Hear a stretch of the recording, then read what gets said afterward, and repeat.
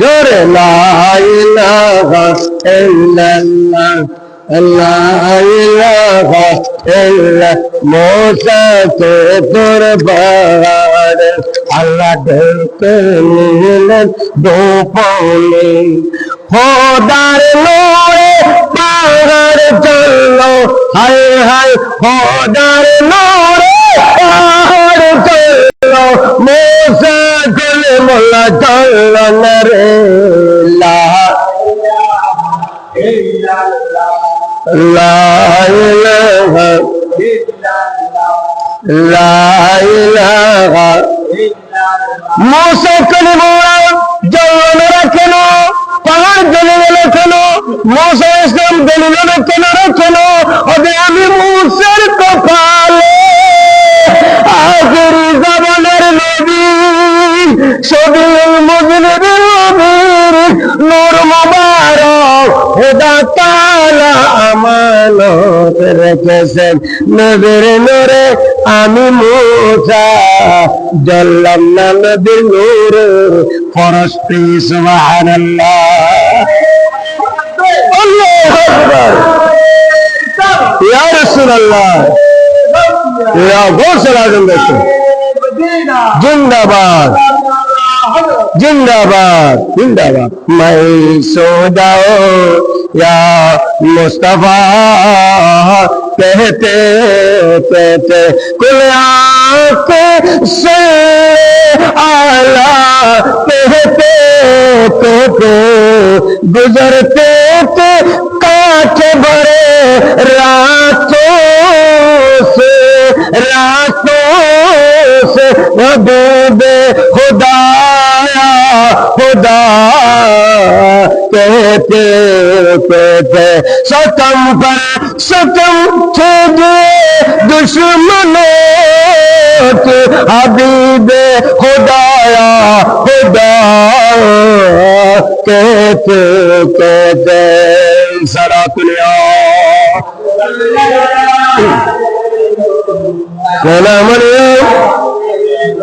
দুনিয়ার মানুষ মুসা নবীর নূরের পরশে নূরের জবাবে আগুনে পড়ল না খোদার নূরে জ্বলল না আমার নবীর নূরের এত রোশনি আমার নবীর নূরের এত বরকত এই জন্য আজকে চট্টগ্রাম শহর সারা বাংলাদেশ ঢাকা থেকে এবং টেকনাফ থেকে তেতুলিয়া রূপসা থেকে পাথুরিয়া পর্যন্ত নবীর আশিকরা প্রমাণ দিয়েছে এ দেশে হলো সুন্নিয়তের দেশ আরে এ দেশে হলো সুন্নিয়তের দেশ নবীর বাগানের গোলাপ ফুল ফুটেছে আরে এ দেশে হলো সুন্নিয়তের দেশ নবীর রাসূল পিছে আসে তের রাসূল সামনে আওলাদের রাসূল सामने साबिर शाखा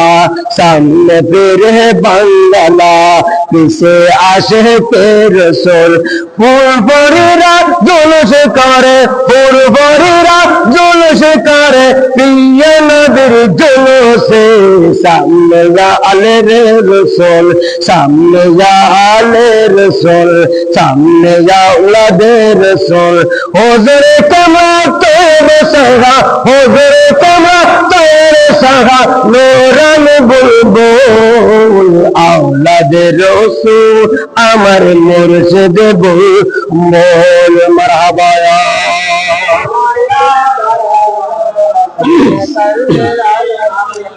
যাই হোক একটু নূরানি নবীর খুশবু আপনাদেরকে দিলাম আল্লাহ কোরআনে কারীমে ঘোষণা করেন অবশ্যই তোমাদের কাছে তোমাদের মধ্য থেকে কুরাইশ বংশ থেকে বনি হাশিম বংশ থেকে দামি বংশ থেকে একজন সম্মানিত রাসূল পাঠাইলাম এই রাসূল এটা উম্মত পাগলা উম্মত দরদি উম্মত লুবি মানুষ তো টাকার লুবি আমার নবী উম্মত যেন বেশি হয় আমার নবী বলেন তাজাওয়াজু উদুদা উদুদা ফাইন্নু মাহিলুকুম উম্মত তোমরা শাদী করো বিয়ে করো কেননা তুমি যদি বিয়ে করো তোমার স্ত্রীর গর্ভ থেকে সন্তান যত বেশি হবে কিয়ামতের ময়দানে আমি নবীর উম্মত বেশি হবে, সেই জন্য আমি বললাম তোমরা শাদী করো যেন বংশ বৃদ্ধি হয়। সুবহানাল্লাহ। আমার নবীর কাছে আসলেন এক যুবক, রাসূল আমার ঘরে অভাব, বলো ফানকিহ, তুমি বিয়ে করো। ইয়া রাসূলুল্লাহ একটা বিয়ে করলাম, সুম্মা ফানকিহ, আর একটা বিয়ে করো। আল্লাহ রাসূল সাল্লাল্লাহু আলাইহি ওয়াসাল্লামের কাছে গেলেন, অভাব ছাড়ে না, সুম্মা ফানকিহ, আবার বিয়ে করো। 60টা পর্যন্ত, কয়টা? আমার নবী শরীয়ত মানলে, আমার নবীর শরীয়ত মানলে কয়টা পর্যন্ত বিয়ে করা যাবে? তাও উপযুক্ত ভরণ পোষণ, পারিবারিক দৈনন্দিন জীবনের সমস্ত কিছু ঠিকঠাক চালাইতে পারলে। যদি ব্যতিক্রম হয় ফাইনলাম টাঙ্কি, বিয়ে করা যাবে না। বিয়ে করা ব্যতিক্রম হলে, বৌদ্ধ লোক যুদ্ধ করলে, মারামারি করলে বিয়ে যায় নাই, কি নাই? যদি উগ্র লোক নিয়ে নীতি বৈষম্য হয়, যদি বৈষম্য হয়, স্ত্রীর মধ্যে যদি বিয়ে করার নিষেধ করে, আর বাংলার জমিনে আশিকের রাসূল শুনলে জানা করে বাংলাদেশ, এই আশিকের রাসূল ভাড়া এই বাংলাদেশের নবীর জুলুস হতে পারবে না। এই বৈষম্যকে মানতে পারবে? নবী যদি 4 বউর মধ্যে যদি এক বউরে আদর বাসনা করে আর এক বউরে আদর বাসনা করে না, শুনো বড়টা ঠিক মতো দিতে পারে না, আল্লাহ বলে তো বিয়ে জায়েজ নাই, বিয়ে জায়েজ নাই। খাবার না ফেললে বিয়ে করতে মানা হচ্ছে। এই নবীর উম্মত শরীরের দক্ষ, যদি তুমি স্ত্রীর বরণ পোষণ লালন পালন যদি যথাযথ করতে না পারো, হানাফি মাযহাবের মতে বিয়ে জায়েজ নাই। রোজা রাখা ফরজ। দেখছেন রোজা রাখা কি? বিয়ে গোবরি বড় হলে যে সম্মান নাই, আর গোবরি বলে বইতে লুচ্ছে হদের লুচ্ছে, ওদের লুচ্ছে না, লুচ্ছে জামাই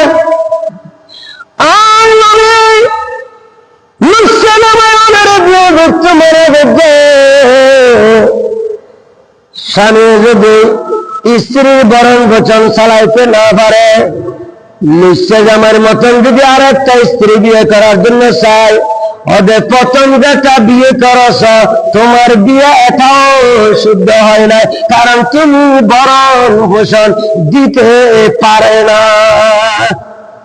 দেখছেন, বরণ পোষণ দিতে না পারলে বিয়ে করতে মানা করছে। জোর বিয়ে করলাম, ঠিক আছে, আমি বিয়ে করব, বউ তো গার্মেন্টসে ফ্যাক্টরিতে চাকরি করবে, বউরে বেশি বেলা দিয়ে যায়, বউরে বেশি বেলা দেয়।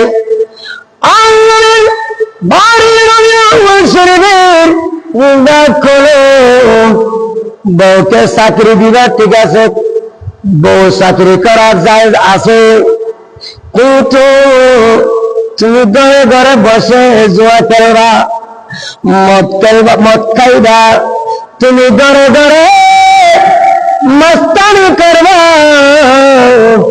আমার নবী বলেন তোমার বিয়ে শুদ্ধ হয় নাই। তোর কি হয় না? যে জামাই স্ত্রীর কামাই হয়, যে জামাই